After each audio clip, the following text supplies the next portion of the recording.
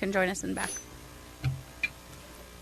Good morning, or good evening. I am calling the June 16th, 2026 regular meeting of the Board of Education to order per Government Code Sections 54950 at Sequitur and Education Code Section 35140 at Sequitur at the District Education Center, 1301 East Orangethorpe Avenue, Placentia, at 5:31 p.m. Okay, so are there any public comments for the closed session items listed on the agenda? Seeing no one. We're going to adjourn to closed session for the purpose of discussing the following matters. 3.1, public employee discipline. Apologies. Turn that on. Okay, 3.1, public employee discipline, dismissal, suspension, release, leave, assignment, non-reelection, non-reappointment, resignation, reinstatement, pursuant to Government Code Section 54957. 3.2, personnel matters, public employee appointments, employment pursuant to Government Code 54957. 3.3, conference with labor negotiators, Dr. Kim LeBlanc Esparza, Superintendent, Dr. Candace Perez, Deputy Superintendent, Dr. John Papalardo, Chief Business Officer, and Chad McGow, Assistant Superintendent of HR. Regarding CSEA, Apple and Plum. 3.4, two claims, general liability case number 673090. And general liability case number 670402. We have no one wishing to speak, so we're going to go to closed session at 5:32 p.m. Turn to the right page. Okay, we're going to reconvene to regular session at 6:41 p.m. Welcome, everybody. We have nothing to report out of closed session, and I will now ask Trustee Quintero, or Vice President Quintero, if you would do the Pledge of Allegiance, please.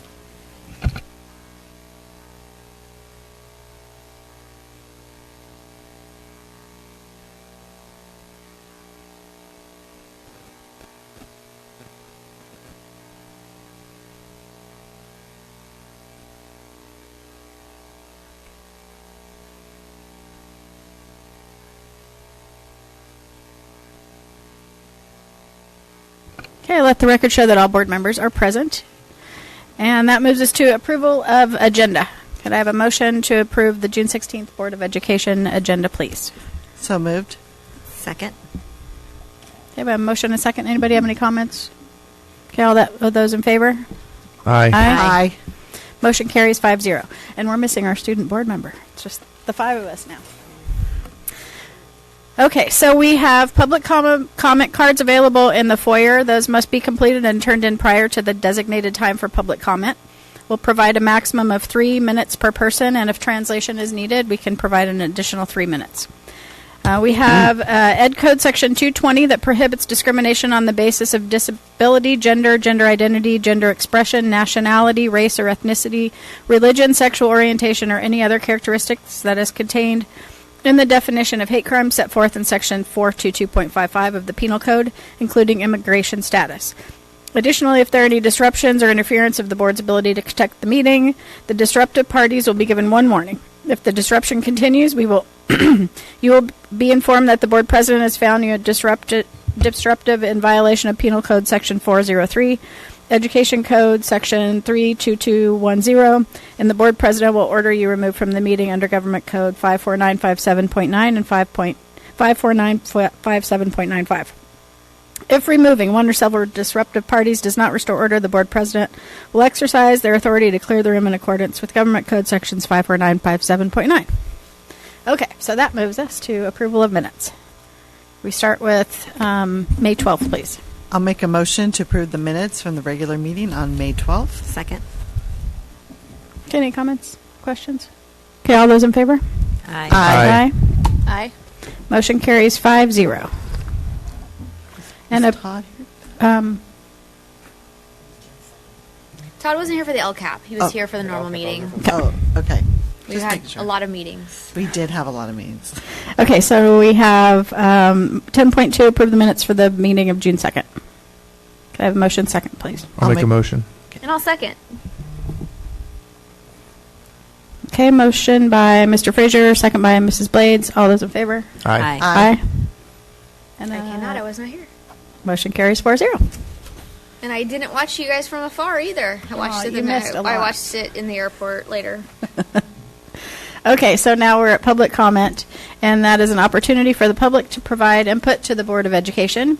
During the public comment period, board members do not dialogue with the speakers or make comments regarding the information shared. We have 4. Superintendent's report. Was it stuck? Oh, I'm sorry. I totally went right over that. Apologies. She didn't want to hear from you tonight, Kim. We'll do that right afterwards. So I'm sorry, Dr. Kim. No worries. And before I pass it on, I just kind of skipped over you, and it's your birthday. So I doubly apologize. Happy birthday to you, and thank you for the superintendent's report. And you all report. get to spend my birthday with me. Lucky you, right? Thank you. Thank you, President Buck. Thank you, trustees. Thank you, executive cabinet members. Last week, we wrapped up the end of another successful school year. Nearly 2,000 students graduated from our comprehensive and alternative high schools and adult transition program. Our students will now embark upon a new journey at a college, university, in a career or branch of the military, or through another type of post-secondary adventure. We're confident in their abilities as responsible, ethical, and contributing citizens and cannot wait to see what the future holds for each of these students. I want to thank our Maintenance and Facilities Department, Use of Facilities Department, principals, activities directors, Educational Services Department, and so many others for their planning, preparation, and attention to detail to ensure that our students felt celebrated through very first-rate ceremonies that were worthy of their hard work and their achievements.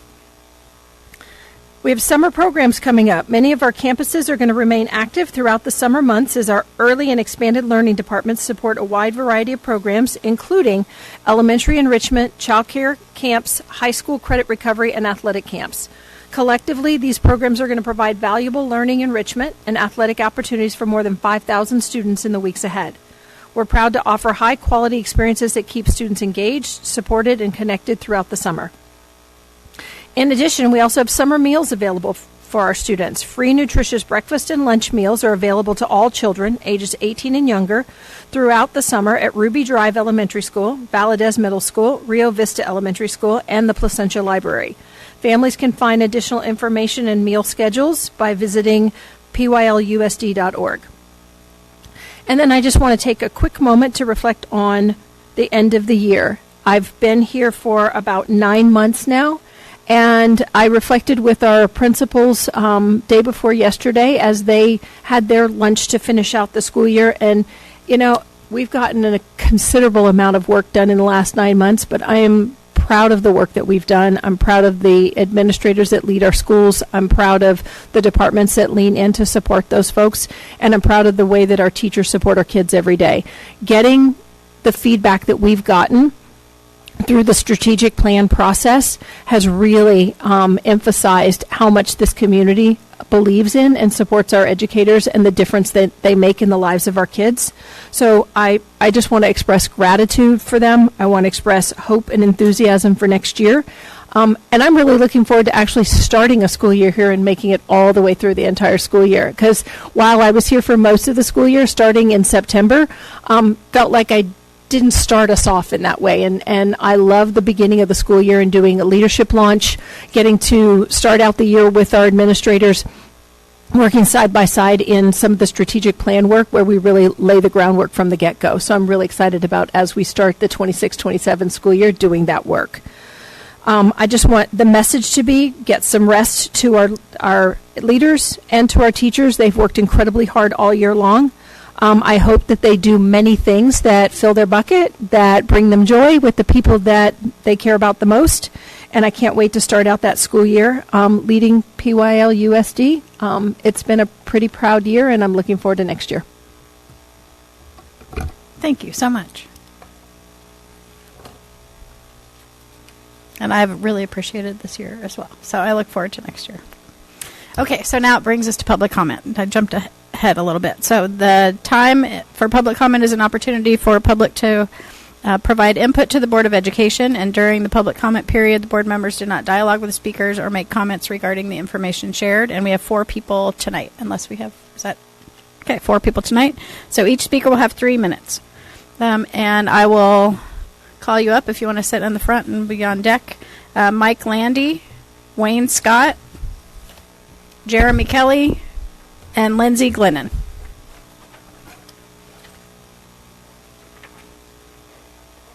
And Mike Landy, you can go ahead first.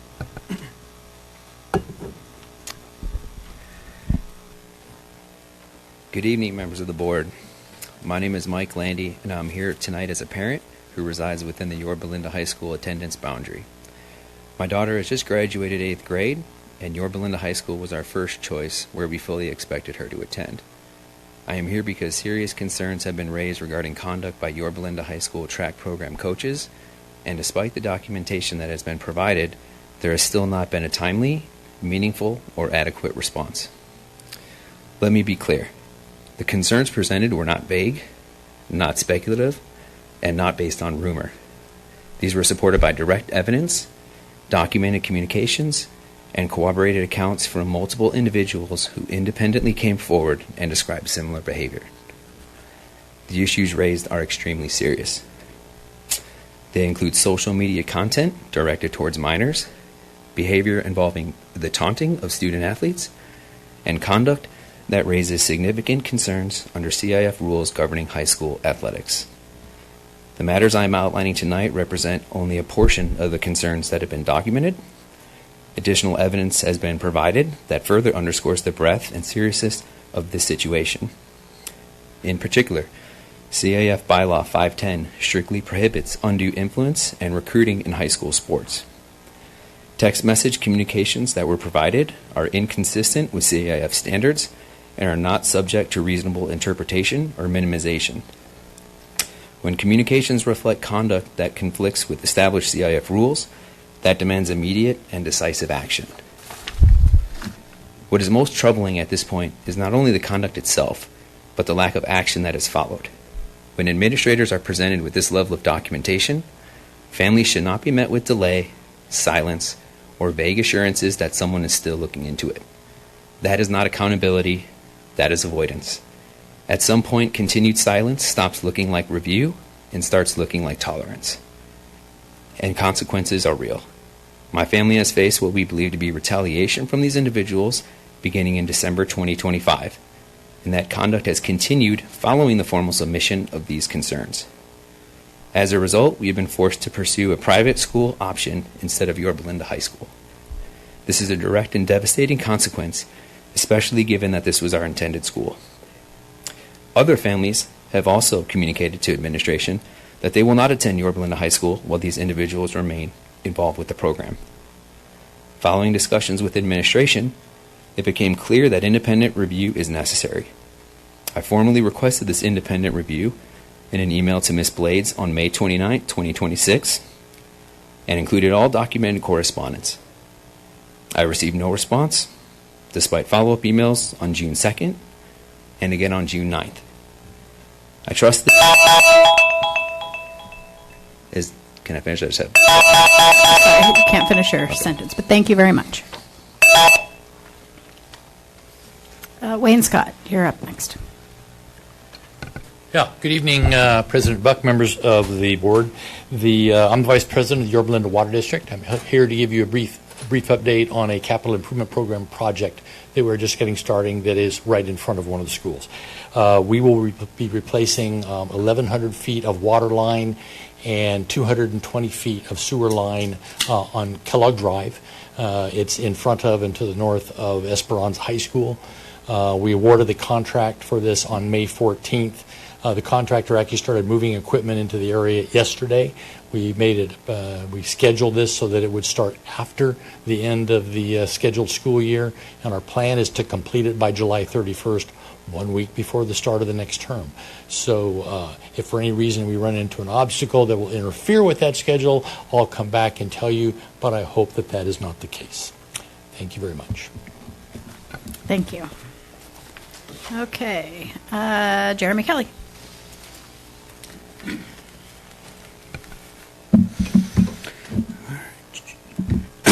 All right.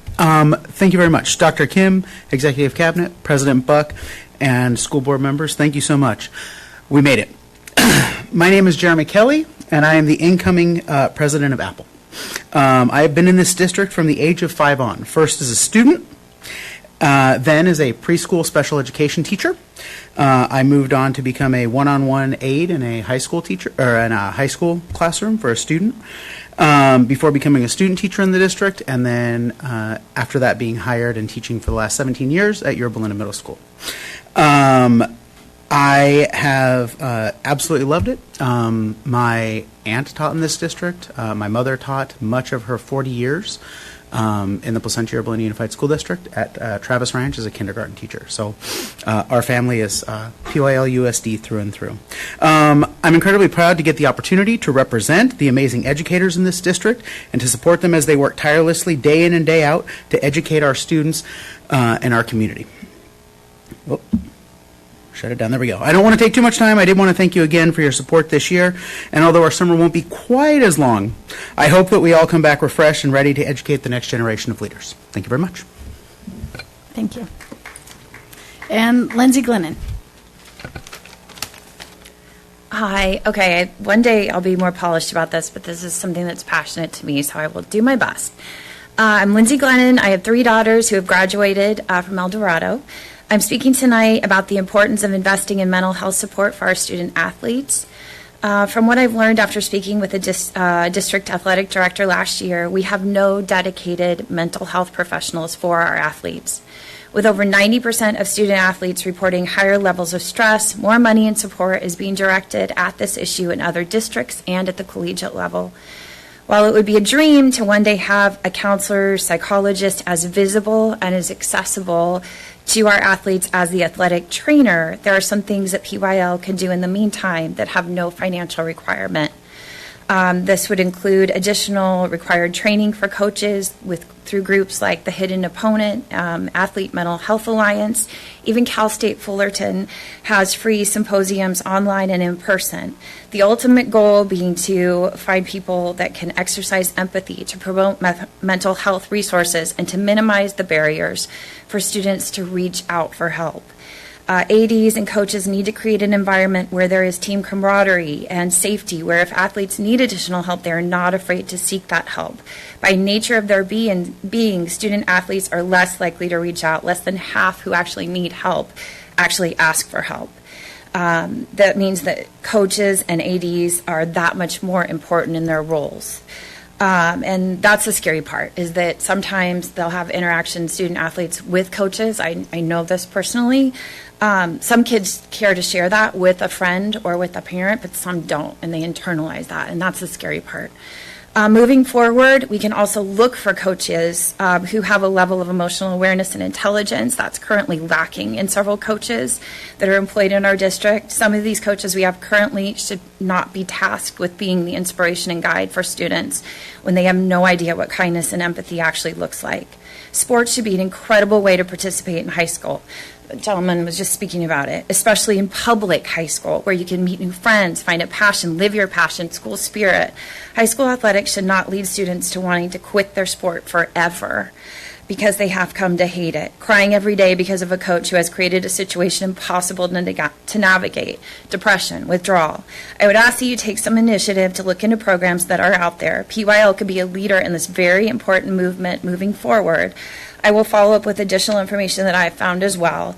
I would be more than happy to help in any way that I can. Thank you. Thank you. Dr. Kim, just to follow up on what she said, we do have someone that we've had on at USI, and they were starting her off at USI to do with those students, but the plan had been to move her and to have her be traveling to all the sports teams. And so she was under contract. She did really well, but with all the cuts that have been made to USI, that went away. So we do have someone who's reputable and was working with our athletes out of USI for a while, and I'm sure she'd be interested in coming back because I do think that this is an important thing.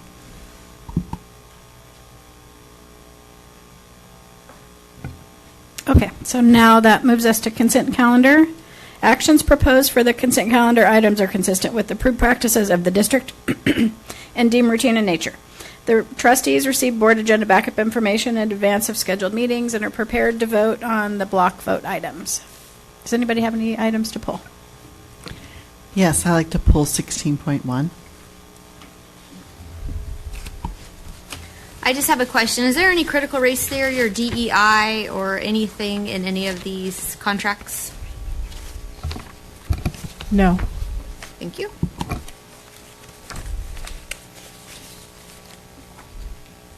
Anyone else? Okay, so could I have a motion and a second for the balance? Second. Okay, a motion and a second. All those in favor? Aye. Aye. Aye. Motion carries 5-0, and then we'll move to 6.1. Okay. I'll make a motion to approve the following 2 independent contract agreements as listed in accordance with Board Policy number 4124, retention of consultants. Second. Okay, go ahead and make comments, Mrs. Anderson. I'm not making a comment about Universal Training Center. I'm fine with that consultant. What I am bringing up is athletics for USI, the cost of $95,000. We've had a lot of discussion about this, and I asked several questions, and thank you all for getting me that information.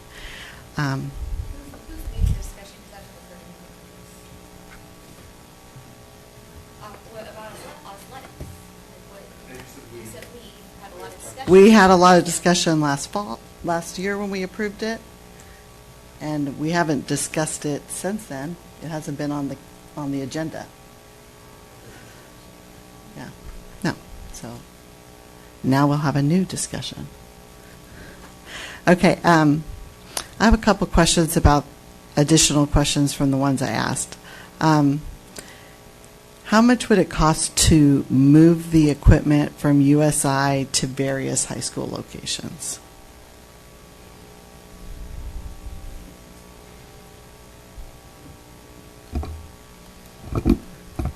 The only information I can share in that capacity is when the interim superintendent was here prior to my arrival, he had shared a document that they had looked at planning with regard to whether USI might be connected to a CTE pathway. And the document I have from Dr. Musarino indicated somewhere in the neighborhood of $1.5 to $2.5 million to move equipment because of calibration and cost of the various equipment. Now, that being the case, that's documentation that he provided. I don't have that as firsthand from me, but we can follow up and find that out and ask that again if that's a question that you all would like answered. Yeah. Why would we need to move it? Before we look into this and look into all of this, How about I and why continue would we? with my Well, I'm just asking, why would we need to move it? According to the new schedule that we received additional documentation on, USI is going to be open for about 12 hours a day, from 6:30 to 6:30 a.m. to 6 p.m. 6:30 to 8:30 is for high school students, 8:30 to 1:30 for USI students, which is about 5 hours. And currently, for next year, there's 55 students enrolled in USI, and a potential of 35 students that haven't decided yet. And then from 1:30 to 2:30, the Orange County School of Computer Science students are going to use it, and then from 2:30 to 6, high school students, about 150 high school students combined using the facilities from the morning to the evening. So it turns out to be about 24 students, roughly, could be more if more kids sign up for USI per hour utilizing the facility a day. And these were in the board questions. So this is also before we've opened it up to teams, and we don't know what that number is going to end up being like. According to the notes that No, we received. I understand, but that's That's before we've actually done it. I'm just going off of what the district gave us. Sure. And they're saying that about 150 high school students a day can utilize the facilities. So that's- Potentially, right? So that is the number. Is that correct? When you look at the overall square footage in the space and the amount of equipment that we have, that was the estimate that our team put together. I'm going to let Dr. Perez talk about it because it's her team that put it together, but that's my understanding, correct? Yeah, that is correct. It is an estimate right now. We have a sign-up sheet for all of our coaches to review and talk about how they're going to use this in off-season. So this is still preliminary. We have this contract here for athletics because the information that we have is that those Kaiser machines really require calibration, and if it's damaged, it nullifies all of our warranties. Okay. Thank you. Is there a way to reduce athletics? Because to have it for 5 hours for them to be staffed for 55 students, for that time period, that seems like a lot of time. And I just think maybe we could use that money better for reading coaches and other needs, to have 11 students. Reading coaches. What about our athletes? We are losing so many kids to these other. Everybody's coming forward and saying, since you guys demolished USI in the program it was, kids are going back to these other programs that are comparable to USI. 55 students, so you have 6:30, 8:30 high school students can come in. We don't know how many high school students, what teams would be coming in. So then you have USI students coming in 55, but it's a specialized thing. So you can have strength, agility, you can have whatever it is. They can come in and they can use the facility. And they're also going through Parkview, so they still are our students, they're our athletes. And then OCSCS, as they were doing previously, they were using that for PE classes, because PE classes anymore are not just walking around a track. It's about strength training, it's about endurance, it's about agility. It's things like that that these kids have the opportunity to use. And then you have more kids that are coming in after school. So I don't think that we should say, oh, well, there's only 24 kids for an hour, there's only this. We have to compete with the other districts. We're losing kids like crazy because you're dismantling it. So we have to give the community what they want. How many emails do we have to have that say, we're pulling our kid because you guys demolished USI? How many more do we have to have? The emails that I'm receiving that I've seen are that it's not so much we're dismantling USI and it's because the structure of it, they don't necessarily want a homeschool structure. They want to be able to go to their homeschool in the morning and then do training in the afternoon, which is equivalent to what the other districts do. USI is not equivalent to what the other districts do. That's right. That's an important distinction. Mm-hmm. It's better than what other districts do. Well, it's not necessarily for all, because some people don't want a homeschool model. They want to actually go to their whole point is it's unique to make people want to come here. So we need to make sure that stays intact. But however, if we can have the sports teams use it as well, that's great. We need to make sure the communication is clear, because the communication has been changed so many different times. Mm-hmm. The structure is not the same. So that needs to be clear. But the assumption that it's not going to be utilized enough for having somebody on site that is certified to understand these machines, which are very expensive, and again, they're a draw. We need to be a district where people want to come to, and this is one of the things that we have that's unique and different. So whatever the estimated numbers are, that's fine, but let's see how many we can get there, because I think for us to look at this and say, oh, well, the most we can have is 150 kids, I think that's glass half empty. This is a really awesome facility that has crazy cool machines that we could utilize in so many ways. You think about a football team coming from any of the high schools. Mm-hmm. That's 50 kids minimum. You have to put them in different groups or whatever to make it work, but we can maximize that in a lot of different ways. And the field space, there's a lot of things that I think the numbers that we got, I think they're too low. Mm-hmm. So we'll find out when we actually start implementing it, as long as it's communicated well. And I think, too, what we're also forgetting is that when people have gone through there, they don't realize that there's that dance space in there, too. So, our cheerleading and our dance team, they didn't realize that was even there. And cheerleaders do want to lift weights, so they want to utilize it. So I think it's just been it's been stigmatized so much by this board majority, and the program was dismantled. It was it was stigmatized during your elections and all these things that now, and then you dismantle the program, which was working because we had how many students in there, and they liked it. And so here we are now with a subpar program, which we have to have room to be able to grow it. And if you understand gym equipment, you can't just take this type of equipment and just move it. You just can't do it. So, as I was trying to say, is that we could technically, in the future, if we possibly could look at it to maximize the use of the space of the USI, is to keep the original model for the mornings and then possibly open it up in the afternoon to those students who could do their home schools, stay at their schools, maybe 0 to 4th period or 1st through 4th, and then use the equipment and go to USI in the afternoon.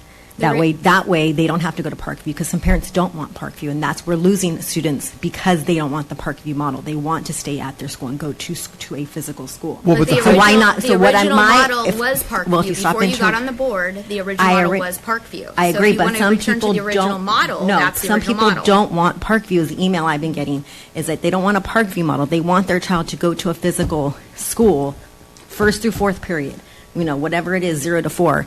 And then they want to be able to train in the afternoon. That's what Fullerton does. That's what they're looking at. And they're not coming to USI because they don't want a homeschool model. They want something else. So if we can maximize it to be able to provide a facility for both programs, to me, that would be the ideal situation. I think USI, it was not dismantled. Obviously, we changed trainers and changed the way it was run, but it wasn't dismantled. It's still serving the same purpose. It's still going through Parkview. It still has a training in the facility there.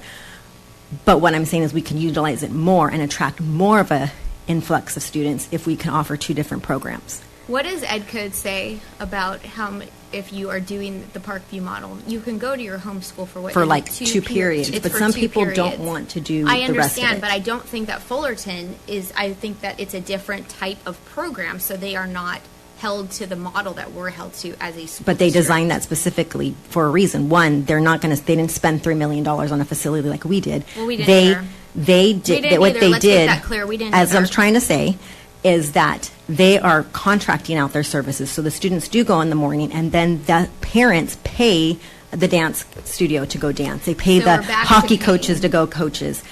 What they do, and that lowered their cost, and they didn't have to have a specific facility built for their program. But they are still offering a sports program, but they're changing their schedule in order to best fit the students' needs. So this is a free program for our students. What you're talking about is a different program altogether. It's completely different than USI. But what I'm saying is we could still run it. You can't run it. You can't charge public school students. They're not charging public school students. The parent is paying that direct vendor. They're not paying the district. They're paying the vendors. They're paying their private hockey coaches. They're paying. That's what they're choosing to do. And not all models. So El Rancho has to pay. They have to pay thousands of dollars a month to use their sports program. Mm-hmm. So you can't say that we're. And that's why we can't charge. That's why we offered it. What about equity? I'm not saying that if we have both programs, who's to say we have to charge for them? What about equity? How about equity? About talking. Yeah, exactly. Thank you. Equity of how were these athletes now going to get to these facilities? You're talking about 50 football players. How are they going to get there? That's harder for some schools than others. So that's an equity issue as well. How did your kid get from El Dorado to Esperanza? Excuse me? How did your kid get from El Dorado to Esperanza to train? His parent drove him, but not everybody has the privilege of having a parent at home to drive them to practice. Not every parent has not every student has a privilege of having a parent who works either from home. Sometimes they work 9 to 5 or even 12-hour shifts.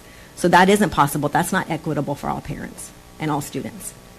What I was trying to say is if we do both models, I never said about charging if a student went to school, their regular school, and then came here. I never mentioned about money. I'm just saying it's possible to be able to run 2 programs and get the students in and not be losing them to other schools. The feedback I've been getting from people is they want their kids in regular school. They want to do like 1st through 4th, then go to lunch, and then have that. How are they going to get over there? Because some parents work and they don't have the privilege of having. Well, how are all these high school kids going to get over there? So it's the same argument, you guys. You're arguing semantics. let one person talk and then the other one can have their say. I just feel like we could utilize this money better. Either we expand it for kids to come at lunchtime after they've had their core subjects in their facility, or we reduce some of the USI time to be more equitable with the amount of students. Like, do they need, I mean, how many hours a day does it take to train 55 students? If you split it up. Well, if you do the program fully, a lot of time. Yeah. But you sound like you're arguing against what Tricia's saying. Mm-hmm. No, I'm I said confused. we could do both. I'm saying if you want. But you want to kids reduce the contract. Correct. So we're not spending 5 hours a day designated to USI. Maybe 3 hours a day designated to USI or 2. And Are then these if staff the members enrollment- only? Are these staff members only involved when it's USI and not when it's the other sports teams? I will have to get you specific information on which staff members are providing supervision and training during each of those time periods. Because, Marilyn, the way I understand this is because they have to be there for the extended time. Well, I don't think we're not having any employees stay here for 12 hours. Is that correct? And they're contract people, so we can say we need you from this time and then we need you this time. Is that correct? That would be correct. We don't have any staff members staying 12 hours.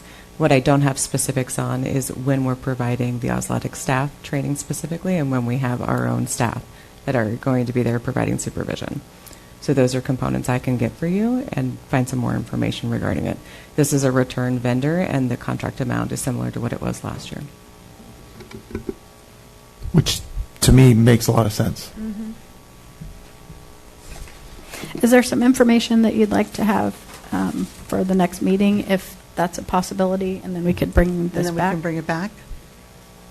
It doesn't cause any issue? No, that's fine. Is there anything else you'd like within that? Or any other I board just members? want to make sure we're maximizing the use of it, but also not, creating large gaps of employees not working and, too small class size. I mean, if the facility can hold, is it 30 people can work out there at a time, or what are we saying? What are our numbers that we're saying for that facility at a moment? So I can bring you all of the capacity areas within each of the different sections of USI. Okay. So if we had somebody, if it was a maximum capacity from before school to whatever hours it opens, and then we can at least have a determination of maximum number of students and then go from there. Yeah. And then also, these high school teams, are we busing them in? We have not put that in right now as transportation for a team. It's something, if we want to explore and the board wants us to look at that, we can look at what. So right now, these students, Correct. That they would have to provide their own transportation there. We would work with our coaches to determine if that's a need, depending on their location and where they're at. Because that would be interesting to know, like what the cost is for transportation. And then if we, in the same line, say I was a middle school student at Kramer and I did my core subjects, then what would that look like, if my parents couldn't take me to bus me there for training? If I could repeat, just to clarify, so it sounds like I'm including myself in this. I'm interested in expanding it out to comprehensive schools beyond the independent study or homeschool. So what are the ways that we could maximize that and let all students have that benefit?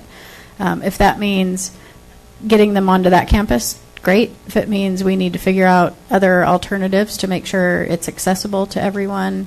I know that I've asked in the past, how can we divide it up and split it? And because they're all linked by some system. Yeah, the system doesn't allow for them to be disconnected. Thank you. But that makes it more difficult. But what is that? How can we make this more viable for all kids? And we've put an investment in, but that doesn't mean we just keep investing in it. That we need to look at how do we make sure it's the right thing that we're doing and we're spending our money correctly to impact students in a variety of things that they want to do. So maybe bringing you back with a little more info would be awesome. I would just like the war on our student athletes to stop. I don't see how it's a war. We're trying to accommodate more student athletes in the space, not raging a war against who's using it. That's what I'm hearing. So the thing that I think is important to understand about the USI system is it is an extremely specific system that is high caliber. And not all students want to push themselves to what they think they want to do, right? We've experienced that with all of our kids, education-wise. There are certain things that they're like, yeah, I want to go hard at this. Other things, I don't. This system is not one of those things where it's like, it's just like the weight room at school. It's extremely different. And if there's coaches that are involving their teams in it, they'll figure out a way to get them there. I think if we can be helpful in that, great. But I think at the same time, when you look at what the vision is for how USI is impactful, it needs to be unique. It can't just be the gym. It can't just be like, oh, we're going to the weight room. No, it's different. It's a different system. It's got all kinds of machines and data and measurables that are specific to how the system works. So it's not just like, let's move the weight bench. This is a very specific system. I'd love to make it efficient and effective for as many students as possible. But this is not something where you can just say, any junior hire that wants to come and throw some dumbbells around, it works. It's intentional. It's hard. It's supposed to be. So we can't take that part away from it, otherwise it loses all its value. And then the investment that we've made was bad. But I think that in the sense of having a company that's been involved, that knows what's going on, that is certified to handle this system and these machines, it's pretty important to make sure we have that there. It's kind of like an insurance policy. So, I'm ready to vote for this to put it in place so we're ready to go at the beginning of the school year. And if we need to evaluate how we can make it more accessible for students that are willing to get into this type of program and coaches that want to use this type of program, then great. But I don't think that we should stop ourselves from being able to do it. We don't have a meeting next month. Yep. So if we table this now, we don't vote in July, what's our ramp up like in August when school starts earlier?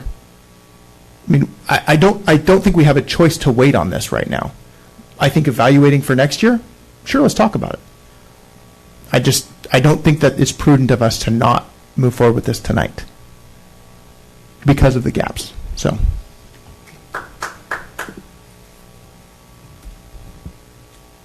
I'm okay with pulling it until next time and bringing that back. I'd love to see the capacity numbers and how do we maximize it? What is, if we had it full from start to finish, what would that look like? And go from there. So you realize they also use the field outside. So it's not just the facility indoors. The field outside is used as well. Sit down and actually get an understanding of USI and what actually goes on there, because it sounds like you three have no clue. I've been on a tour, and I've talked to Taylor and Christian about the whole thing. Well, then you should know the equipment, and you should know that they use outside, and you should know who's in there, and you should know what the what is the maximum capacity. We know the areas that they use. We know. All right. The whole thing is not about maximum capacity. If anybody has anything else left to add, please do that now. Otherwise, let's call for the vote. Or we're not calling for the vote. Do we need to amend the vote? Because I'm good with tabling it, but we need to vote for the Universal Training Center. So why are you okay with that one? Yeah, because it's not USI. Just curious. Because it's not USI. Because she absolutely does not want to spend $1 on this CPR, program. It does all the training for our coaches. What else was it on that list? It covers a lot of things. So don't you want your coaches to be CPR trained? I'm voting yes for both of them. I'm not saying no to any of them. We're not the person pulling stuff. Yeah. Okay, so it looks like we have some people who want to move it forward. Someone pull that tape. She never said she wasn't going to spend $1. Oh, yes, she did. It's on tape. Yes, it is. Okay, we need to get back to this actual item. So let's move ahead. we need to decide if we're going to amend it and not vote and pull it for next time, or vote. I think we need to. I know you two both want to vote on it. I want to amend. Amend it. And I'd like to amend it too. So, sorry, USI. The war on our athletes continues. I don't think that's necessary, but okay. So let's. Would you like to propose, Marilyn? I will amend the independent contractors to just be the Universal Training Center, and to pull the athletics youth. Second. Okay, so we have a first and a second. All those in favor to move the other two ahead? Aye. Aye. Aye. The amended motion carries 5-0. And thank you, Dr. Perez, for bringing that back to us. Okay. That now moves us to our first action item, curriculum instruction. And before we move on with that, I'm going to turn it over to you, Dr. Kim, to introduce our new staff.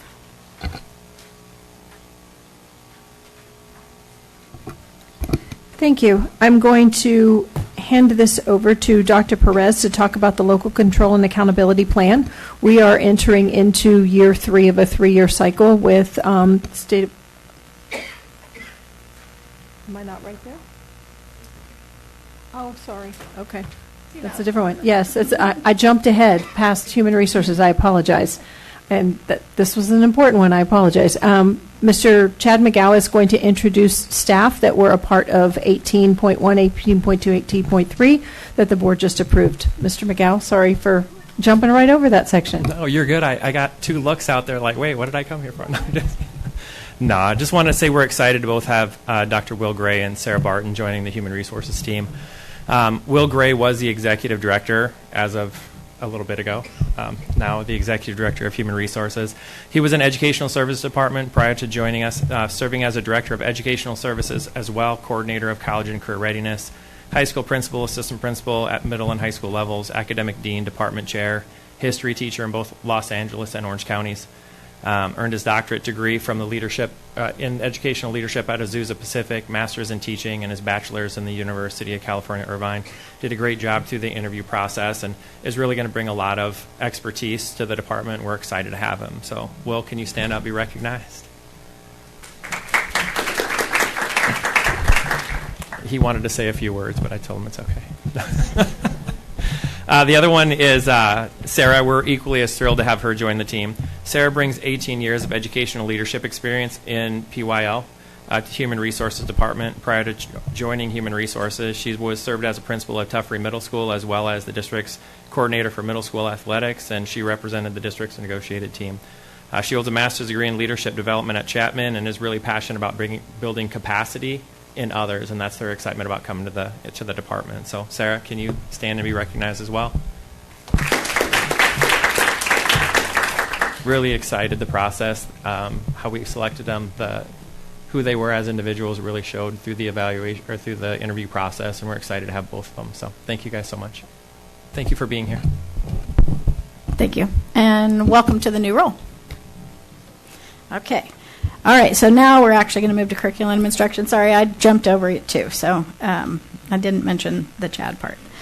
So I'll start with the motion first for the LCAP. I'll make a motion to adopt the local control and accountability plan and federal addendum for the 26-27 year. Second. A motion by Mrs. Anderson and second by Mr. Frazier.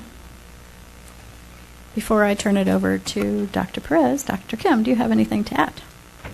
Thank you. Sorry for jumping ahead, but as I was saying, this is the 3rd year. We're going into the 3rd year of a 3-year cycle in the state of California for our LCAP plan.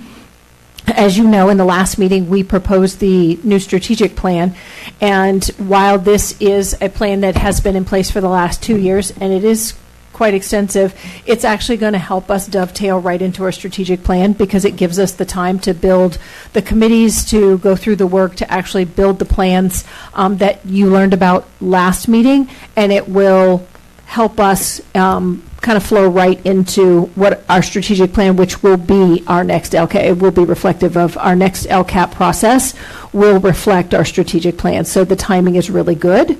And I appreciate the work that Dr. Perez's team has done to put this together and to carry it through a very extensive process of involvement of stakeholders. So thank you, team, and I'm going to hand it over to Dr. Perez. Yeah, thank you. I am going to introduce Dr. Will Gray to present the local control and accountability plan, as well as the federal addendum for the 26-27 fiscal year. All right, thank you. Good evening, President Buck, members of the board, and Superintendent Dr. Kim. It is my pleasure to present our local indicators.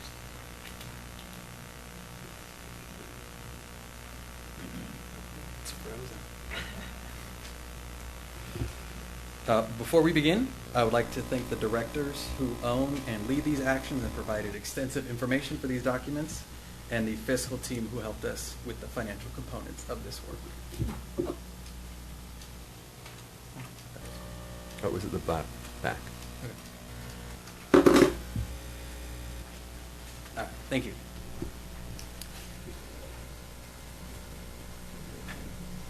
California's accountability system, the LCAP, and the California dashboard is based upon 8 state priorities. We are required to report our progress on 5 local indicators, also referred to as priorities, that fall in the 5 priorities that are highlighted in green on the screen. The information collected for this self-reflection can be based on either qualitative or quantitative data and use sources such as local surveys, in-house reports, state reflective tools, and various self-assessments. Throughout this brief slideshow, we will be sharing our data, providing reflections for improvement, and showing how our current work is already in alignment with the PYL Promise themes of rooted in connection, ready for tomorrow, and stronger together. Our first priority focuses on basic services, specifically appropriately assigned teachers, access to curriculum-aligned materials, and clean and functional school facilities. I'd like to front-load the explanation for the first number on the screen with some context. We have switched the tracking method for teacher assignment from internal reports to using the CDE data quest system in order to more accurately norm ourselves with other LEAs. The most recent teaching assignment monitoring outcome report was published for the 23-24 school year and indicated a correct assignment rate of 97.8%. This is in line with county averages of 97.5 and above the state's rate of 95.7. Our most common reason for a misassignment are teacher/library aid sections and other non-content-based student experiences that were assigned to administrators or counselors. The William Compliance Report regarding curriculum showed that all students have access to curriculum-aligned materials, and the overall rating from the Facilities Inspections Tool reports indicated that all school facilities received the highest rating of good. Our next priority focuses on the implementation of state standards. A self-analysis tool coupled with stakeholder survey data were used to quantify progress in the implementation of state standards. The self-analysis tool is aligned to a rubric that contains 5 metrics from Stage 1 of research and investigation to Stage 5, full implementation and sustainability. The educational services staff has evaluated each content area in detail and reports full implementation for all subjects and moving into sustainability for ELA/ELD and our career technical education, with curriculum and professional development offered to teachers in all areas. We also want to look at feedback from all educational partners regarding our expectations and achievement we have for our students. This data is from the surveys that are administered in February of each year. Results reported by the responding teachers, parents, support staff, and students indicate consistent levels of satisfaction when responding to questions pertaining to the communication of standards, high academic expectations for students, and effective classroom instruction over the past 3 years. The next local indicator is for course access. We are required to use our own measures to track the extent to which all students have access to and are enrolled in a broad course of study based on grade spans, unduplicated student groups, as well as individuals with exceptional needs. Starting with the elementary level, we are pleased to report that all students receive a broad course of study, indicating that all 6 of the listed content areas with continued access to visual and performing arts through our arts and music funding. We continue to increase our inclusion efforts with mild to moderate students receiving education in the least restrictive environment. Using a variety of service delivery options, more students are able to receive the majority of their instruction in the general education setting in alignment with the board presentation you heard earlier this year from Dr. Perez. In order to understand the student experience for course access at the secondary level, we turn to our stakeholder survey data of students. Results reported by our secondary students show that 94% feel that they have the opportunity to enroll in a broad course of study. Another metric we use for this indicator is our A through G completion rates at the high school level. When comparing this past cohort's performance compared to the prior years, we see a slight decline amongst the all students and low-income student metrics, but a significant increase in the achievement of our EL students. Of note is that foster youth do not have a trend to display due to the small population in prior years. As a reminder, students with disabilities are not a named, unduplicated student group for the LCAP, so their data is not presented on this slide, but we have seen positive trends for outcomes for those students over the past 3 years as well.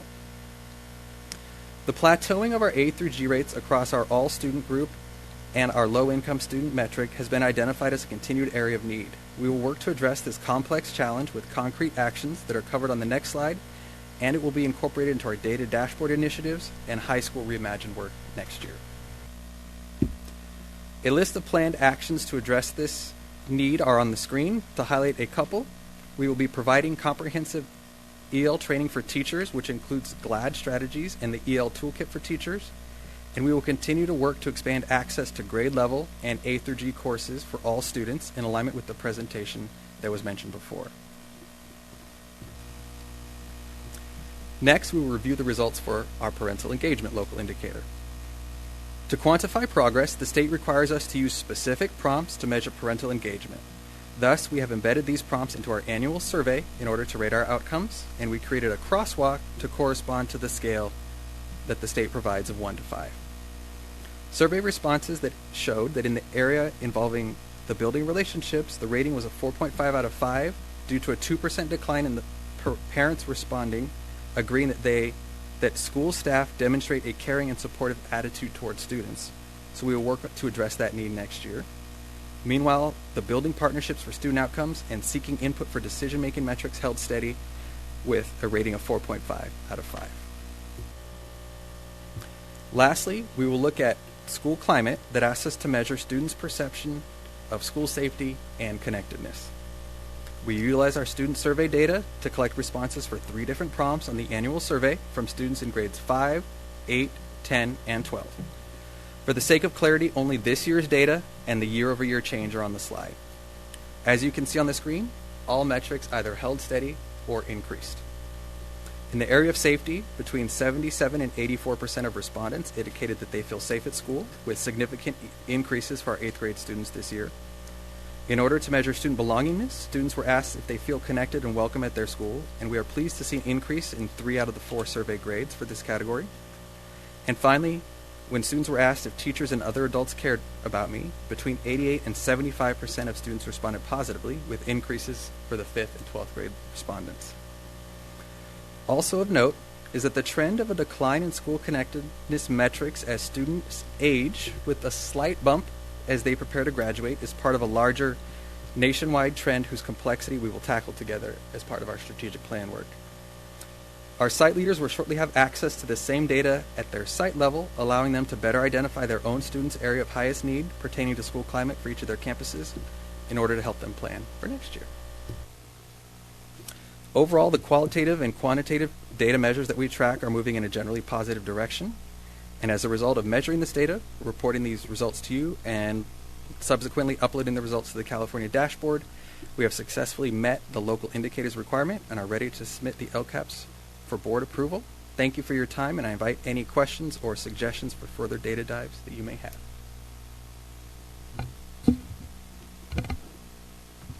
Does anybody have any questions, comments? Just thank you. I know it's a lot of work, and I really appreciate the early email with the changes that were made in the LCAP and, what pages they were found on. So it made it really easy to review and prepare for tonight. So thank you. You're welcome. I'm the face of a large team. Yeah. Well, thank you to your team. Yes, thank you to the team. It's been a heavy lift. Yeah. I have a couple questions. I looked back on the video for the strategic plan, which is kind of hand in hand with our LCAP, and I did notice that we've been moving into the SWIFT model, and I couldn't find the slides for the SWIFT model, but I just wanted to. When I was looking, I think maybe they've been sent to me since, but I can't even get into my agenda tonight. But my concern is we have a critical race theory ban, and the SWIFT model promotes anti-racist solidarity and educational leadership. This is basically critical race theory on steroids, and what I'm being reported back to from teachers is that there's now mentioning of colonialism, pushing CRT into the classrooms, and by use of the SWIFT model, all of this stuff. I mean, if you look through this, it's actually quite appalling that we're not pushing, if this is true, if what I'm hearing is true, that we're not pushing just simple education, but we're talking about anti-racist leadership, building coalitions. And so I'm just wondering, are we violating our critical race theory ban by this? And then I've also been told that we've used this Wallace education or Wallace type thing for our principals. And this is for culturally responsive school leadership to approach to developing equity-centered principles. And what I'm finding here is that the Wallace approach, just like the SWIFT approach, is that you train the leaders and then you train the teachers and then it trickles down to the students. So what this talks about is, let me find it. Wallace Foundation defines educational equity as the intentional counter to inequality, institutionalized privilege, prejudice, and systemic deficits in the education system, and the simultaneous promotion of conditions that support the well-being of students who experience inequity and injustice. This definition derives from the definition of robust equity, which incorporates the more expansive systems-focused aspects of racial equity, such as dismantling white supremacy and addressing the legal, political, social, cultural, and historical contributors to inequity that exists within broader societal and institutional structures. So I'm just curious, too, more of this Wallace thing is it's aimed at redistributing power to promote social justice through increased engagement in social or school and civic life. So I'm just curious if this is what we're doing to our principals with the training, and if this is what we're bringing into the school system. Are we violating our critical race theory ban? And I've also been told by teachers across the district is that there is now being implemented a separate model. I'm just asking if all this is true, that we're now implementing different formulas. So a white and an Asian student who want to get into GATE have a different formula than a brown or a black student who's into GATE, and we're trying to push certain groups or certain races into GATE and making it easier for one group to push in than the other. And so this has all been reported, and so I'm just curious why we are not focusing on education and why we're starting to implement this to principals, to the leaders in our district, and talking about colonialism and critical race theory and all these things to be pushing in instead of just talking about straight leadership and how we get our students to learn. I'm going to start with the only Wallace piece that we've used is just the how you supervise principals in order to promote instructional leadership and change leadership. Mm-hmm. There's one study that they have that just talks about what are some of the effective practices of leadership that we've used. As far as using anything beyond that, that is not something that we've used. So I don't know where the depth of that would have come from, but I certainly can ask my team if they want to speak further than that. I'm going to keep going though, just real quick. As far as the SWIFT model? No, the second one that I'm trying to think through. When you asked about the GATE piece, we haven't changed our identification process for GATE. So that one is perplexing to me as well. In fact, I've just been recently looking at our GATE numbers and looking at where they are and where we're serving them in what schools. But our model for identification hasn't changed. So. And we're not changing our formula and it will not change? No. I don't understand. Do you know, Dr. Leon? We are not making any changes to our GATE model. We have used the same criteria for our students. The formula, there's no changes in anything. All the students are the same across the board. You take the test, you get the score, and those are the people who enter GATE. There's no different models. There's nothing. No. So we have the criteria that we use, the criterion that we have been using, and so it's on a point system. Mm-hmm. So that point system has been in place for years. Okay. So the point system has not changed, and it will not change. Not to my knowledge, no. Okay. Okay. And so, are we recording tonight? Does anybody are the cameras on? Okay. This is what we needed to hear tonight. The community and the teachers and people who have been reporting back that things are changing. So I wanted to make sure that this is on record, because I have a lot of people saying that this is being pushed in. And so if we are not pushing it, and if there is not being critical race theory pushed into the classrooms or being told to be pushed into then we need to have this conversation right now with the cameras on, because that's been a real issue, I think, with some. I would say the only equity conversation that we had, and we've all been here for it, is the discussion around student achievement gaps. Mm-hmm. The fact that we have students who we absolutely have some gaps, or students with disabilities, or students who experience poverty, or students who speak languages other than English, and us looking at their data to determine whether or not we are doing everything we can to serve those students. That's an equity conversation, but I've been here 9 months, and that's not any further than that. No, theory, no. That's not any of that. No, it's not. Of course not. Okay, so we're not changing our expectations for our teachers. They're not going to be teaching colonialism. They're not going to be teaching critical race theory. They're not going to be pushing any of these things into the classroom. We're not pushing this onto leadership.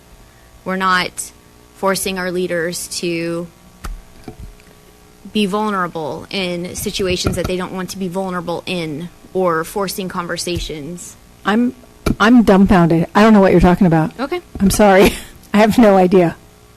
Okay. Sounds good. Okay, well, at least we know, and now everybody has heard that this is not going to be pushed.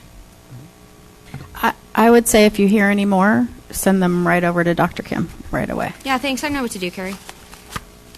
All right. So, any other comments? We'll take a vote. Okay, all those in favor? Aye. All right, motion carries 5-0. Thank you, Dr. Gray. Thank you. Okay, so now that moves us to 19.2, the LCAP for OCSCS. Need a motion and a second, please. I'd like to make a motion to adopt the local control and accountability plan for Orange County School of Computer Science. Second. Okay, before I turn it over to Dr. Perez, Dr. Kim, do you want to set anything up for us? No, I'm going to hand it to Dr. Perez. Thank you. Thank you. For this year, the school plans for student achievement that have been proposed have been developed by our building principals and leadership teams aligned to the final year of this LCAP plan. Going forward, we're going to adapt this process, like Dr. Kim mentioned, to our new strategic plan. So this will be the last year of this format as they develop their goals. This is for the SIPSA or for OCSCS? Oh, okay. Oh, I apologize. That was the. I thought we had already moved to the SIPSA. No. So yes, you're correct. I was speaking of the second one. Okay. So OCSCS, this is the similar plan to your LCAP. They have the almost similar adjustments. It just says, see what's going on in the district. So, do you have any specific questions? Correct. Okay. Any comments additional? Okay, everybody, we'll take a vote. All those in favor? Aye. Motion carries 5-0. Okay, so now 19.3. I'll make a motion to approve the school plan for student achievement for the 26-27 year. Second. Okay, motion by Mrs. Anderson, second by Mrs. Quintero. Dr. Perez, pass to you. Anything else you want to add? Nothing additional. Okay. All right, just wanted to make sure. Anybody have any questions? Nope. Yes? I just wanted to make a comment. I really liked the Reader's Digest version. Is there a way for next year to add in where they were, how they did on their goals. Goal progress. Goal progress. So you can kind of see a progression. Yes. You want data? They don't do that. We will. This is going to be part of our strategic plan and bringing you the data and how we're doing on each of those areas. Yeah. Thank you. Okay, all those in favor? Aye. Aye. Motion carries 5-0. That brings us next to business services, 20.1. I have a motion for the budget. I'll make a motion to approve the 26-27 adopted budget. Second. Okay, motion by Mr. Frazier, second by Mrs. Blades. Before I turn it over to Dr. Papalardo, Dr. Kim, do you have any comments?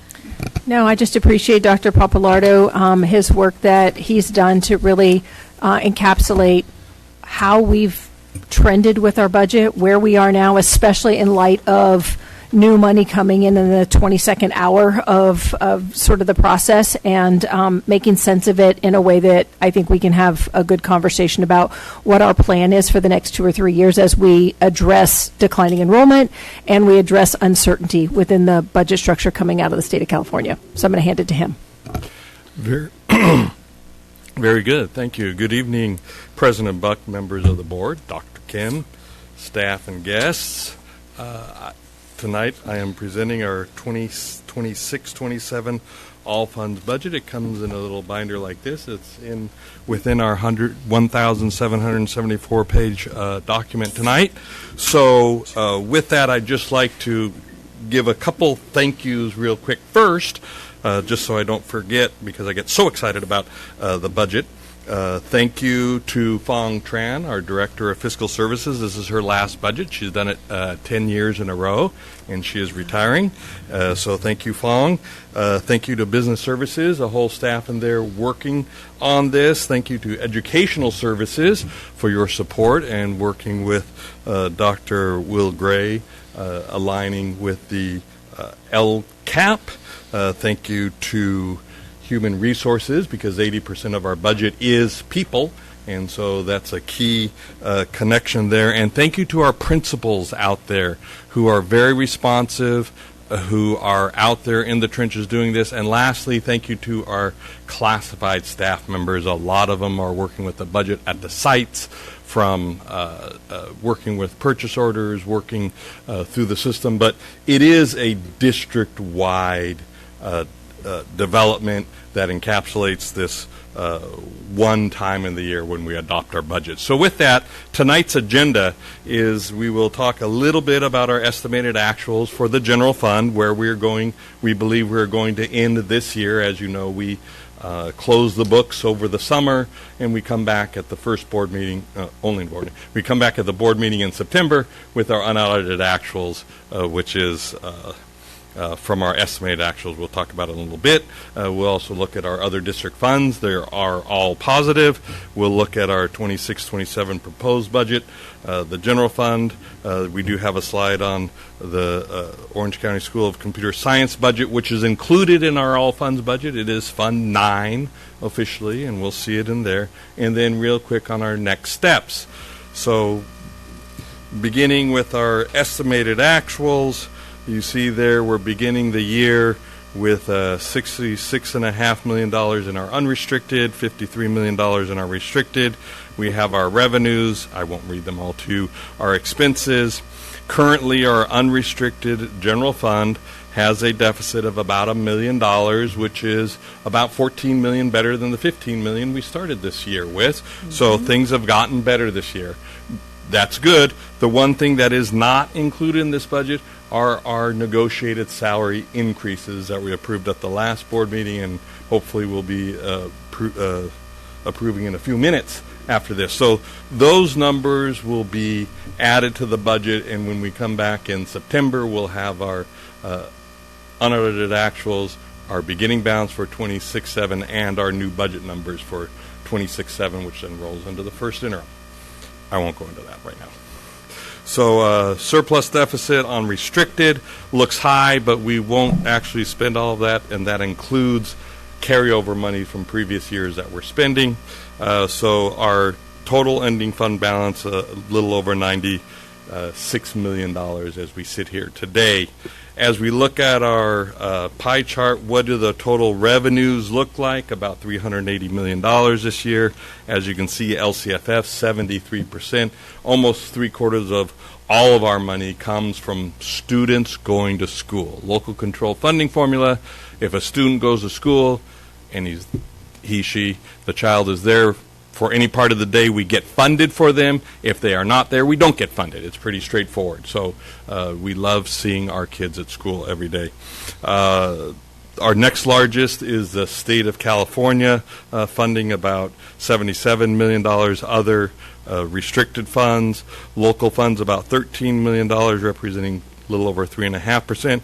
There you can see our estimated federal funds for this year running about 3%. That's not unusual for a district of our size and scope and our unduplicated student count. About 3% is what the federal government funds us, about $11 million, and a very small transfer in our total expenditures, looking at salaries at right about 80%, and then getting into the books and supplies, services, and other expenses, our capital outlay, other outgo, and then money into our self-insurance fund. As we look at all of our funds, so that was just the general fund that we're looking at. As we look at all of our funds, you can see that the first one is actually Fund 9, OCSES. We'll look at that in a minute in more detail. Special Education Pass-Through. We are the SELPA with Brea Olinda Unified School District, and that money just comes to us, and then we give it to ourselves and give it to Brea Olinda. Child Development Fund, Cafeteria, Deferred Maintenance, Capital Facilities, which include both redevelopment agency funding and developer fees.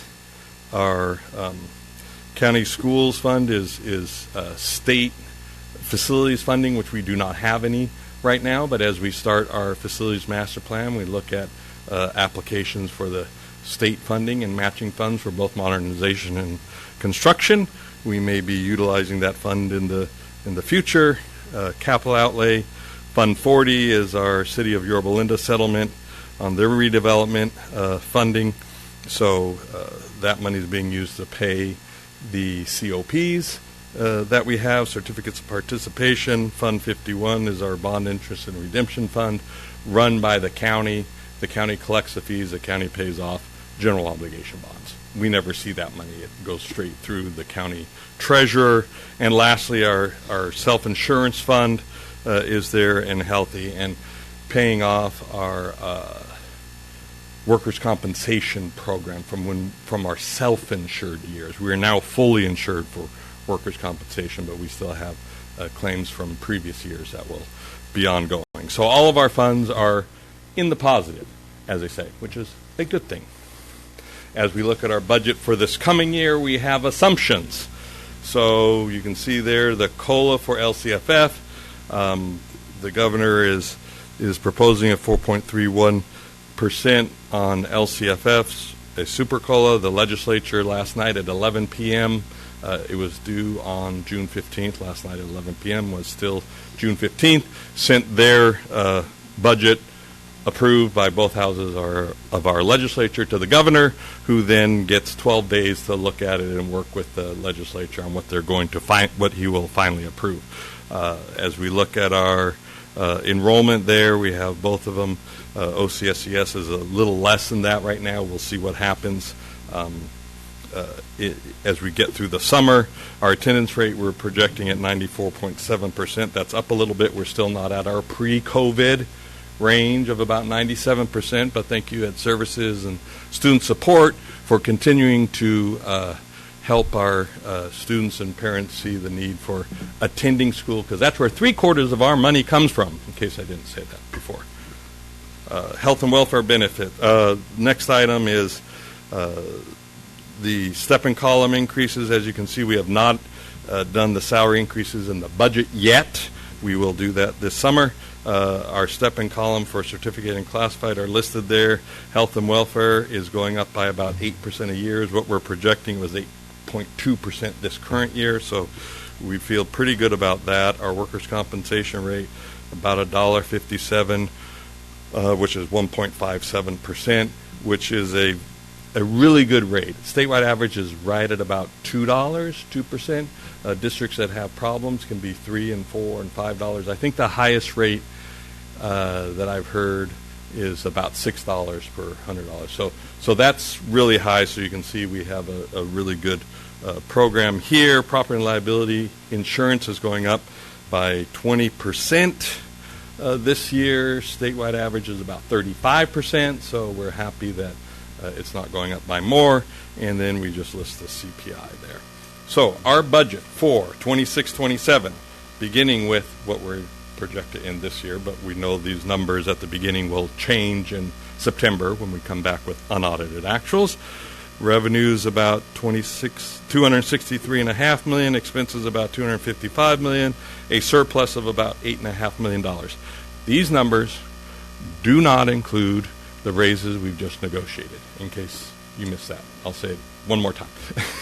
So all said and done, we would anticipate spending most of that surplus within that area. So looking good right now, including with the negotiated salary increases. As we look at our revenues, again, it breaks down about the same. It doesn't change a whole lot when you're looking at a $400 million budget. LCFF 71.3%. State revenues are going up because there's a big one-time funding again for this coming year. And then our local revenues, a little over $8 million. Federal revenues, about 2.5%. These numbers are all changed. This is where we're starting. And then that small transfer in. As we look at our expenditures, we're looking at a little bit more, 82.2%. But as we budget carryover into next year, it starts squeezing that number down a little bit as a percentage. But the overall percentages are about the same. That's what we see. Running just about 80% for salaries and benefits for everybody. A lot of numbers on this page, not as many as there used to be, though. I want to get credit for that one. 26.7, as we look at our unrestricted multi-year projections, again, the surplus, $8.5 million, projected for 27-28, about $10.5 million.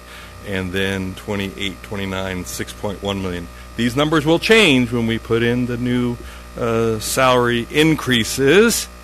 The other thing to remember here, or important to point out, is that the state of California gave us a one-time block grant this year, about $6.5 million, which we did not spend. They are projecting to give us a little over $20 million next year, which, between those two numbers, think of it about $26 million in total. Our recommendation and what we have currently budgeted is using about a third of that money each year. Next year, 26.7, 27.8, and 28.9, about $8.5 million a year for deficit reduction. So that is one-time money that's running our ongoing programs. We're using it to reduce our deficit. This is going to allow us to look at our budget more strategically this coming year with our strategic plan, with knowing what our enrollment will be in the fall and what our staffing ratios should be going in the future. It gives us a couple-year runway to really right-size the district and focus on what the strategic plan will be telling us this coming year and over the next 3 years. Because in 29-30, which isn't shown here because the state only requires the 2 years, but at our last board meeting I showed 29-30 where the $8.5 million one-time money is not there anymore because it's all gone. Then we're looking at a pretty significant deficit, about $13 to $14 million, which gives us a couple years now to really strategically look at that and what we want to do and how we want to function over the next couple of years within our strategic plan and within what's really important and what we're focusing on. So I think that all to say we're in really good shape right now. We know that in the future, out there a couple of years, we're going to have pretty big deficit. and so it gives us a few years to really work on it. With that, OCSCS is here. It's about $8.2 million. They are starting with zero. We do transfer direct costs into this fund, and just looking at a restricted balance of about $380,000 this year after we charge everything there. These numbers will change once we know what the revenue is. The LCFF revenue will probably be different if the enrollment holds lower than we were projecting when we put this together. But all in all, we continue to watch it. So with that, in a nutshell, our $400 million budget, we are adopting it tonight, proposing. We are closely watching both the federal and the state fiscal conditions, what's happening at the federal level, what they're proposing at the state level. Again, we figure in the next week and a half we'll have a budget from the state, and based on what the legislature passed, it was a little better for us by maybe $1 million than what the governor was proposing. So we will have that to work on this summer. As I said, September we have unaudited actuals. As we're looking at the future, we really have to work on efficiencies district-wide within the organization, looking at declining enrollment, vacancies, working closely with Human Resources and Educational Services on all of our vacancies within the district, because as we look forward, it is all of our experience much better to look at if we're looking at reductions, doing it through attrition other than layoffs. So we're trying to focus on that, and then, of course, as we work on the strategic plan going forward, the PYL promise is making sure that we are funding those priorities within the strategic plan. So with that, I am open to any questions. Thank you. Always enjoy, John, your joy when you talk about numbers. I share it with you. Thank you. First of all, significant shift in the numbers that we were looking at just months ago, which is fantastic. Also a little bit concerning to see such a drastic shift, just in my opinion, looking at it at this end, to say we did a lot of things. I would like to know what is the single greatest contributor to making the jump that we did to put us in this position. I know there's one-time money. I know there's staffing. There's all kinds of programs that have been changing. What's the single greatest contributor to this? The single greatest contributor is $26 million of one-time funds. The one-time funds. Yeah, so that's $8.5 million a year. If you think that cut the deficit less than half, right, in each of the years. So that really is. Yeah, because we were looking at $15 million. Right. Yeah. And so when you're saying, and now we have $27 million, that wipes out what would have been the deficit next year and the following year. I mean, yes, this Correct. coming year Both 2 and years. the following Right. year.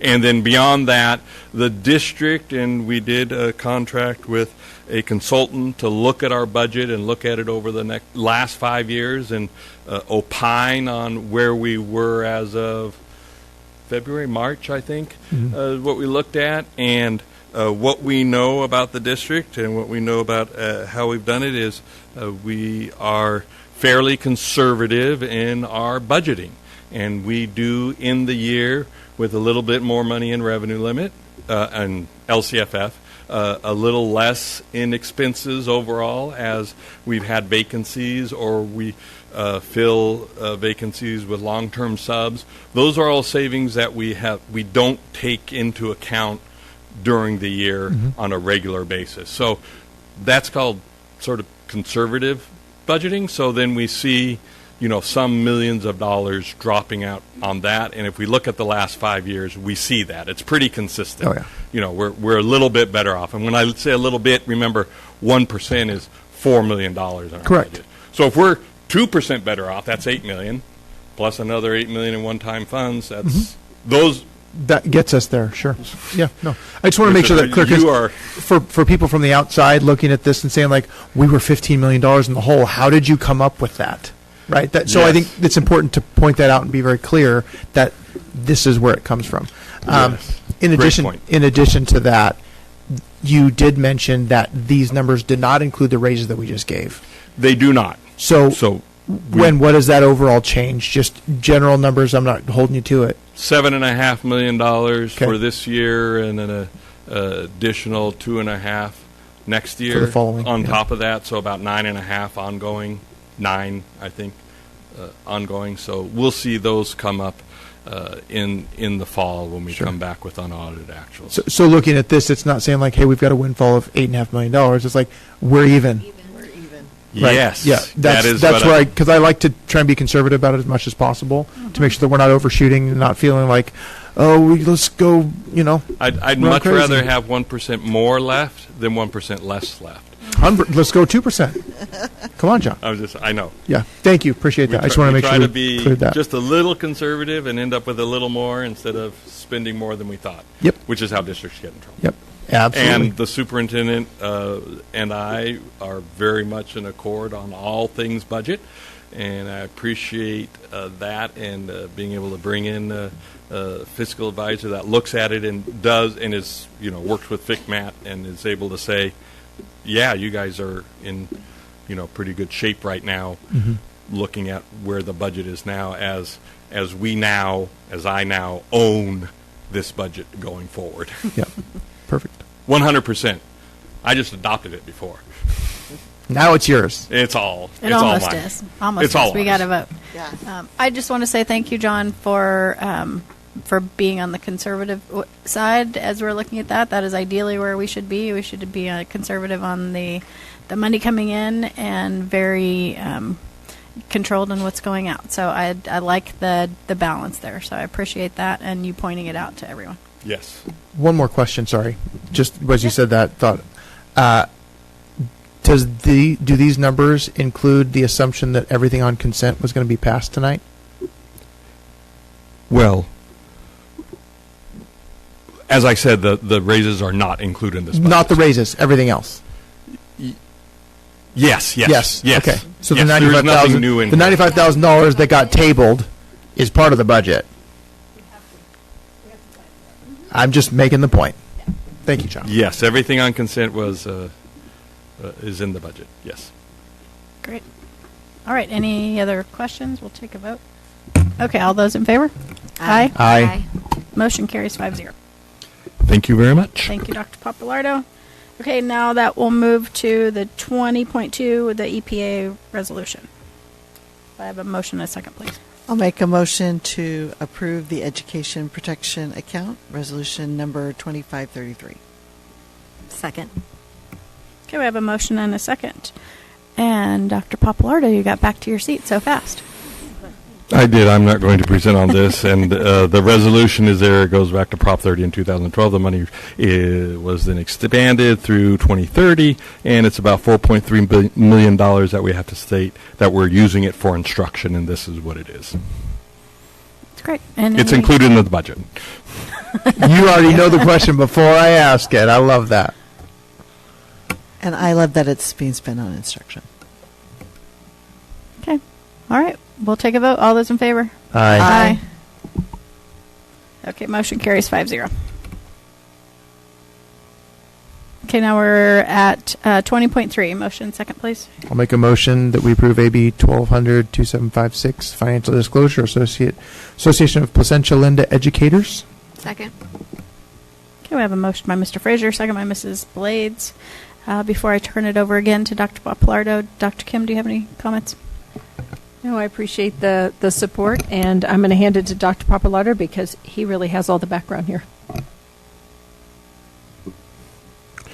So this is very similar to the AB 1200 disclosure last time, which was CSEA. We are here with Apple, which is for the 25-26 school year raises. I'm sorry. Yes, I'm sorry. And I won't bore you with AB 1200 and 2756, but afterwards I will provide a 1 hour and 30-minute class going back to 1991 when Richmond Unified went bankrupt twice in 1 year, and that was the impetus for AB 1200. It was so bad that Richmond Unified changed their name to West Contra Costa Unified School District. So that's just a taste if you want any more history on that.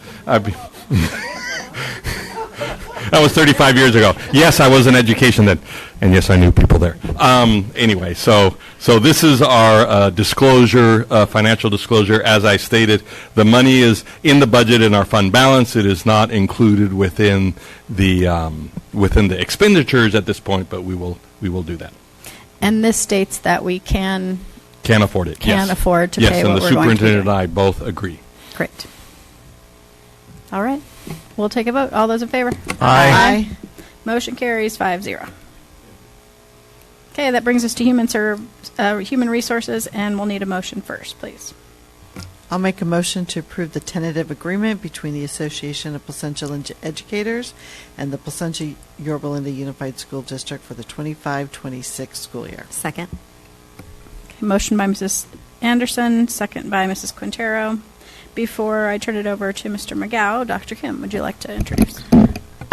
Before I hand it to Mr. McGow, I want to say a thank you to our negotiations team as well as the Apple team. They did some really good work together, really looking through the lens of how do we collaborate to create an environment that serves all of our students in our district and really sets high expectations aligned to the vision for our strategic plan. And there were some great conversations that took place, and I'm looking forward to them continuing that work. Yeah, I know Jeremy's in the audience. I really want to thank him and the team. I feel like we had a great partnership, and I just really appreciated the opportunity to work with him and with his team. So just really appreciated the process and the relationships we were able to build, but also the conversations we had to really sort out what we really wanted to do to really support staff, look at the impacts, and support kids. So really appreciated it. Thank you. Comments? Anybody? No? Okay, great. Keep up the good work. With that, we'll take a vote. All those in favor? Aye. Motion carries 5-0. Okay, 21.2. I'd like to make a motion to approve the agreement for the Placentia-Linda Unified Managers and the Placentia-Yorba Unified School District for the 25-26 and 26-27 school years. Second. Okay, motion by Mrs. Quintero, second by Mr. Frazier. Mr. McGow. There we go. I also want to thank Plum. We gave them the opportunity and we consulted with them as there was 2 offers on the table to figure out which direction they wanted to go. And it was nice to have an opportunity to consult and give them the opportunity to make a choice. So appreciated their willingness to lean into the conversation, and here we are. So appreciate it. Comments? Okay, with that, we'll take a vote. All those in favor? Aye. Aye. Motion carries 5-0. Moving to 21.3. I'll make a motion to approve the changes to the classified salary schedule for the beginning of the 26-27 school year. Second. Motion by Mrs. Blades, second by Mr. Frazier. Mr. McGow, one more time. I feel like it's an appreciation party. So we'll have Chris and Job in the back too, and it's really just been nice for it's back there. So I just wanted to thank them too for their partnership. It's not just this that we're doing right now too. We're looking at reclassifications as well. So being able to sit at the table with them and really come to consensus on what these things look like that's best for the district has really been nice. So thank you so much. Appreciate the partnership and look forward to our continued work together. I love to hear that. Thank you for sharing the feedback on how the process goes. They're our staff, and it's incredibly important. So I love the way that we're collaborating and working together. Anybody? Okay, so we'll take a vote. All those in favor? Aye. Aye. Motion carries 5-0. Okay, that brings us now to board report. And Mr. Frazier, we'll start with you. All right. Well, we made it through another year. Hoorah. I had a great time at all of the graduations that I attended, interacting with students that I've seen for a long time and getting to shake their hands and give them hugs on stage and watch them move on to the next, my kids included, of course. But it's just when you see all these kids come up that you've watched change significantly. You remember them elementary, junior high, high school, and then like they're going on, they're adulting. They're moving on to the next level, and seeing them, for the most part, be equipped for that next level is why we're here. And I think that for all of us up here and everyone that attends graduations and teachers and students, that's the culmination of their entire journey here. That's getting them to that point so that they're able to get out into the world and conquer their goals and be successful in whatever it is they choose to do. That's why we're all here. I think I really enjoy being a part of that ceremony, not because I love graduations, because they can be really long. We all know that. But at the same time, that's the end of their school career if they choose for it to be. And if they choose to go on to other things, great. That's why we sit up here. That's why we make the decisions that we make. That's why we look at the budgets. That's why we look at the presentations, and we look at the and we listen to all of the feedback from community and teachers and students, and we just need to make sure that that is what we remember as to why we're here. And I really, really appreciate everything that I experienced through the graduations this year. Really looking forward to what happens in the next few years and how we handle all that with the changes, and in a good way, not saying bad change. I'm saying the changes that we're making to make this district continue to be successful and unique, and a destination district for students to come to, which I think has been lost along the way, and we're ready to get back to that. So that's my soapbox, and I guess I'll be done. Thank you all. Have a wonderful summer. Can I just say whatever you said? Because that was really good. No notes. No notes. Yes, that was good. I acted like I was surprised it was good, right? No, same thing. The Yorba Linda High School and Esperanza graduation were, I attended both, and it was, same. You see kids that, my kids went to school with, and, you're a room mom to these kids, and suddenly they're up there, and it's not much to say people are taller than me, but, when they're quite a bit taller than me, and they're almost breaking my hand when they're shaking it, and because they're just, so strong, it's nice to see, just the growth and their development, and then it's even funnier, too, because, you'll just be out wherever, and someone will see you, they say, I took my picture with you in graduation, and you're hanging up in my hallway. So I don't ask if they've done anything to the picture that's hanging there. But so I just think it's a neat thing, and it's so nice for the families. I think we did an excellent job. I think we did an amazing job. Everybody at the district level just pulls off fantastic graduations, and so just thank you for everyone for all your hard work. And that's pretty much it. Todd really hit it home, so I'm just gonna say ditto to him. No, it's great. Ditto to him, and I guess we'll see everyone again at our board meeting in August. Hello, everyone. It was a very busy month. I attended the 8th grade standouts for middle schoolers at Angel Stadium, and it was really great to recognize our 5 standout students there and to see them on the field and to feel the energy in the stadium. I also attended the Placentia First Responders Recognition Breakfast, and congratulations to our first responders, John Martinez for Patrol Sergeant, Victor Guerrero, firefighter, Melissa Gibney for dispatcher, and Michael Bosnick for paramedic. And I'm just so grateful for our partnership we have with them and for all that they do to support our schools and our community, our students, and our staff. And we have 2 officers here tonight, and so I just wanted to say thank you guys for your continual service. And I see you guys were working really hard during the graduations. I tried waving, but you guys were focused, so thank you.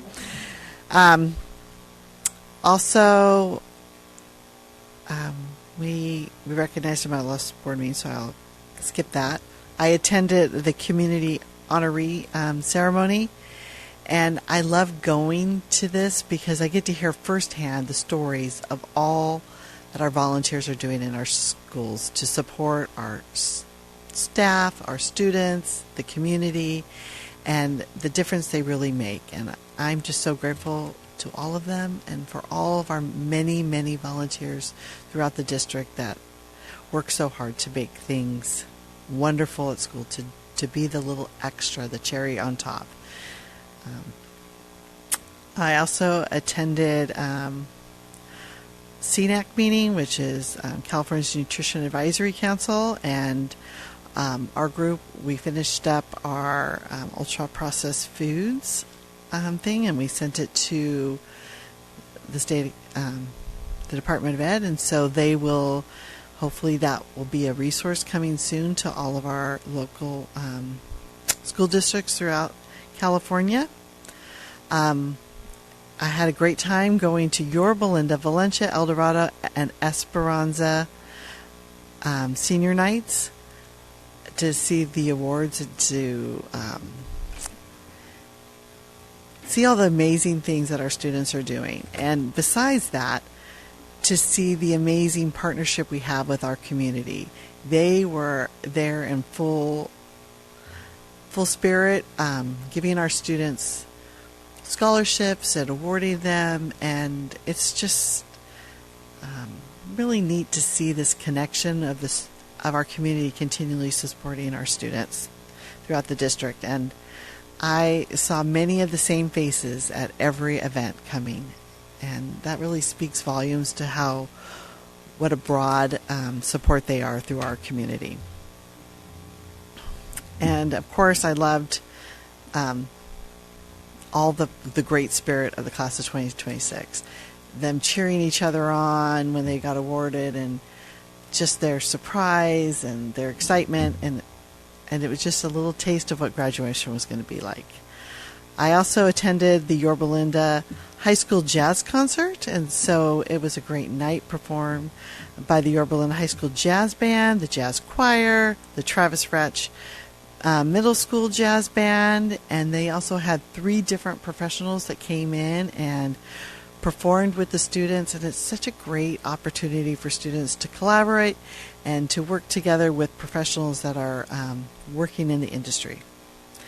I also attended the Memorial Day celebration of Valencia High School, and it was a really moving ceremony where Valencia High School students recognize the sacrifices made by our military for freedoms that we enjoy each day. And our students did a standout job participating in every aspect of the program. They conducted, they honored our military personnel, they performed both instrumentally and vocally. They presented colors. They were doing the live streaming to all the different classrooms so every student could witness the event, and so much more. And I just thank them for their hard work and their dedication, and it was a lovely tribute. Okay, next page. I attended a nutrition town hall meeting, and it was very interesting to hear how they are working at defining what ultra-processed food is. They're still working on it, which I think is interesting, but they have a couple more years to get it right, and then they're going to create a database where it will list all the foods, what meet the nutritional guidelines and what doesn't with the new and they have till 2035. So they have a little runway to get everything right for our students to have nutritious meals. I also attended the Rose Drive First Grade Kindness Program, and many thanks to Mrs. Osborne and Mrs. Whaley for inviting me to attend. I love the messages of being a bucket filler, not a bucket dipper, and you are more than enough, and you can be a friend, and it was a wonderful way to start my Friday morning. I went to the Lot 318 Welcome Home dedication, and it was really excited to see what the residents there have. That they have dignified housing now, and they have a secure place for their homework club in the La Jolla area of Placentia. And it was a beautiful space, and it was really nice to be there and to celebrate with them.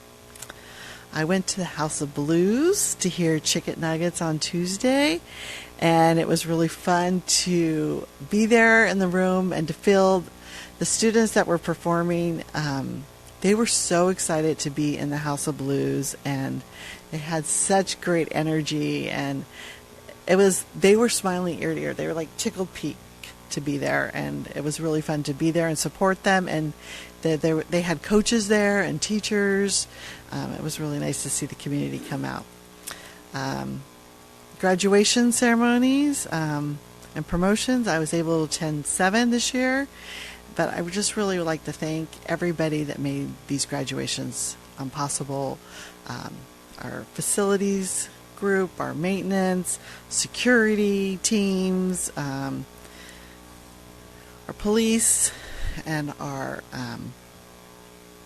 nurses were there in full force, and it was just a really nice events at Venture, Parkview, George Key, Buena Vista, El Dorado, Yorba Linda, and Valencia.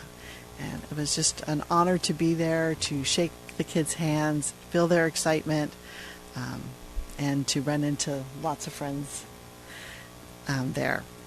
And so that's the end of my report, and happy summer to everybody. Okay, yes, I agree. It was a very busy month. I tried to condense my report as much as I could, so here I go. This past month has been an inspiring period of celebrations, recognizing awards, promotions, and graduations of all of our exceptional students. I was honored to attend this community honoree ceremony, where it was truly remarkable to witness the dedication of our school volunteers. Your time and energy are the backbone of our community and truly do not go unnoticed.